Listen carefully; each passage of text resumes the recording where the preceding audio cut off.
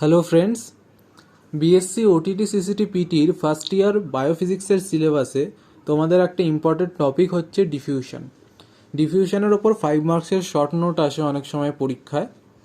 তো আজকে ডিফিউশনের ওপর নোটসটা তোমাদেরকে আমি দিয়ে দিচ্ছি। ডিফিউশনের যখন তোমরা পরীক্ষার খাতায় ডিফিউশনের ওপর নোটস লিখবে 5 মার্কসের, কয়েকটা পয়েন্ট ইনক্লুড করবে। ফার্স্ট ডেসক্রিপশন, তারপরে দুটো টাইপস আছে, সিম্পল ডিফিউশন, ফ্যাসিলিটেটেড ডিফিউশন।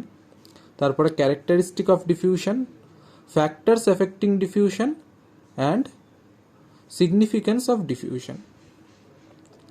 এই কটা পয়েন্ট তোমরা ইলাবোরেট করে দেবে, তাহলে মোর দ্যান এনাফ তোমাদের খুব ভালো একটা নোটস তৈরি হয়ে যাবে এবং হাই স্কোরিং চান্সেস থাকবে। তাহলে চলো ডেসক্রিপশনটা আমরা কভার করি। Diffusion is the net movement of anything, molecules, ions, electrolytes, etc., generally from a region of higher concentration to a region of lower concentration. তাহলে কি বলা হচ্ছে, ডিফিউশন কি? মলিকিউলস, আয়ন, ইলেকট্রোলাইটস বা যা যে কোনো সাবস্টেন্সের একটা নেট মুভমেন্ট কোথা থেকে একটা রিজন অফ হায়ার কনসেন্ট্রেশন, যেখানে সেই মলিকিউলস বা আয়ন হায়ার কনসেন্ট্রেশনে বা বেশি অ্যামাউন্টে প্রেজেন্ট আছে, সেখান থেকে একটা লোয়ার কনসেন্ট্রেশনে ফ্লো করা। Entry of molecules or ions into the cell across the membrane in favour of concentration gradient by the process of diffusion without the help of carrier or metabolic energy is called passive ion absorption. এই passive ট্রান্সপোর্টটাকে আবার দুটো পার্টে classify করা যায়, সেটা হচ্ছে simple diffusion আর facilitated diffusion. তাহলে simple diffusion কি? যেখানে আমাদের কোনো এনার্জিও লাগে না আর কোনো ক্যারিয়ার প্রোটিনও লাগে না। যারা ট্রান্সপোর্টে হেল্প করে ক্যারিয়ার প্রোটিন, সেই ক্যারিয়ার প্রোটিনও লাগে না। এইখানে ডিফিউশন কিভাবে হয়? সিম্পলি কনসেন্ট্রেশন গ্রেডিয়েন্ট ফলো করে ডিফিউশন হয়। It occurs from higher to lower concentration. Diffusion does not require any energy, but it is a slow process. Simple diffusion একটা slow process. Solutes and gases enter into the cell passively as they are driven by concentration gradient. Diffusion of solutes takes place according to Fick's law of diffusion, which states that the rate of diffusion of a substance across unit area is proportional to the concentration gradient. তাহলে fix ল কি বলে? যে ডিফিউশনের rate, যে কোনো সাবস্টেন্সের diffusion rate একটা এরিয়ার, একটা unit এরিয়ার অ্যাক্রসে কিসের ওপর প্রপোর্শনাল? না কনসেন্ট্রেশন গ্রেডিয়েন্টের ওপর proportional. Facilitated diffusion, it is a carrier mediated process. In facilitated diffusion, special carrier proteins helps move substance across membrane without expenditure of energy. এইখানেও এনার্জি খরচা হয় না বা এটিপির এক্সপেন্ডিচার হয় না, অ্যাডেনোসিন ট্রাইফসফেট, কিন্তু এইখানে কি একটা বা অনেকগুলো ক্যারিয়ার প্রোটিন লাগে। This process is very specific. কেন স্পেসিফিক? কারণ একটা পার্টিকুলার ক্যারিয়ার প্রোটিন একটা পার্টিকুলার সাবস্ট্রেটকেই কিন্তু অ্যাকসেপ্ট করে। সেন্সিটিভ টু ইনহিবিটার্স, ক্যারিয়ার প্রোটিনসের ওপর যদি ইনহিবিটার্স কোনোভাবে বাইন্ড করে যায়, তাহলে কিন্তু এই ফ্যাসিলিটেটেড ডিফিউশন প্রসেসটা আর এগোবে না। আর কি অপারেটস বাই ডিরেকশনালি।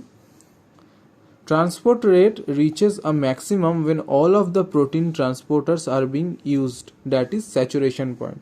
তাহলে কখন ট্রান্সপোর্ট রেট ম্যাক্সিমাম হয়ে যায়? যখন সবকটা প্রোটিন ক্যারিয়ার্স ইউজড হয়ে যায় এবং সবাই ট্রান্সপোর্টেশনে এঙ্গেজড হয়ে যায়, তখন তো আর প্রোটিন ক্যারিয়ার্স অ্যাভেলেবেল নয়, তখন ট্রান্সপোর্টেশন রেট একটা ম্যাক্সিমাম লিমিটে পৌঁছে যায়, সেই লিমিটের চেয়ে আর এগোয় না। আচ্ছা, characteristic of diffusion. Movement by diffusion is passive, that means no energy expenditure. ডিফিউশনে কোনো এনার্জি এক্সপেন্ডিচার হয় না। Molecules move in a random fashion. It is a slow process. It is not dependent on a living system. The procedure requires a concentration gradient. Factors affecting diffusion. কি কি ফ্যাক্টরসের ওপর diffusion depend করে? First হচ্ছে concentration gradient. Concentration gradient যত বেশি থাকবে বা কনসেন্ট্রেশনের difference যত বেশি থাকবে দুটো সাইডে, তত হায়ার রেটে ডিফিউশন হবে। Size of molecules, smaller the molecular size, তাহলে diffusion is more faster. Smaller molecule diffuse faster. Permeability of membrane. More the membrane permeability, faster the rate of diffusion. Solubility of substance in lipids. Molecules soluble in lipids diffuse through the membrane faster. কেন? যেসব মলিকিউলসরা লিপিডে soluble হয় তারা তাড়াতাড়ি diffuse করে। তার কারণ হচ্ছে আমাদের যে মেমব্রেনটা তৈরি, সেল মেমব্রেন, সেইটার তো major constituent lipid.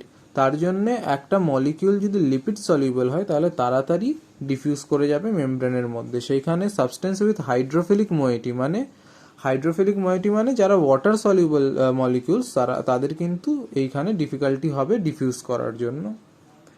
Temperature, higher the temperature, যত টেম্পারেচার বেশি হবে মলিকিউলসের কাইনেটিক এনার্জি কী হবে, বাড়বে। তাহলে কাইনেটিক এনার্জি বেশি হলে তারা তাড়াতাড়ি মুভমেন্ট করতে পারবে, তার জন্যে তাড়াতাড়ি ডিফিউজ করবে। Surface area of cell membrane, greater the surface area faster is the rate of diffusion.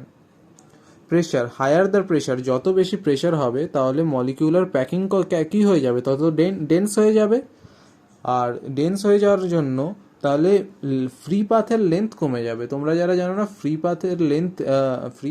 Path length কি, তারা একটু কাইনেটিক থিওরি অফ গ্যাসেস তোমাদের হায়ার সেকেন্ডারির কোর্সে একটুখানি দেখবে, ওইখানেই বুঝতে পেরে যাবে free path, mean free path এইগুলো কি। তাহলে মিন ফ্রি পাথ কমে গেলে ডিফিউশন কিন্তু স্লো হয়ে যাবে। তাহলে প্রেশারের জন্য কিভাবে এফেক্ট হচ্ছে, সিম্পলি বোঝো, যতটা মলিকিউলার প্যাকিংয়ের ডেন্সিটিটা বেড়ে যাচ্ছে, ঠিক আছে, তাহলে তারা তত কম স্লো রেটে ডিফিউজ করবে। সিগনিফিকেন্স অফ ডিফিউশনের বায়োলজিক্যাল সিগনিফিকেন্স আমরা দেখতে পাই অনেক জায়গায়। তার মধ্যে 3টে পয়েন্ট আমি ইনক্লুড করেছি।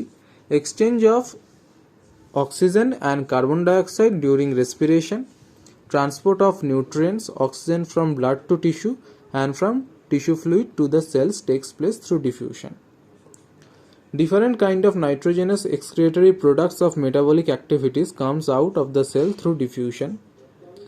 Enzymes and hormones and other secretory products come out of the cell through diffusion. তাহলে 5 মার্কসের জন্য এই ইনফরমেশনটা তোমাদের জন্য এনাফ।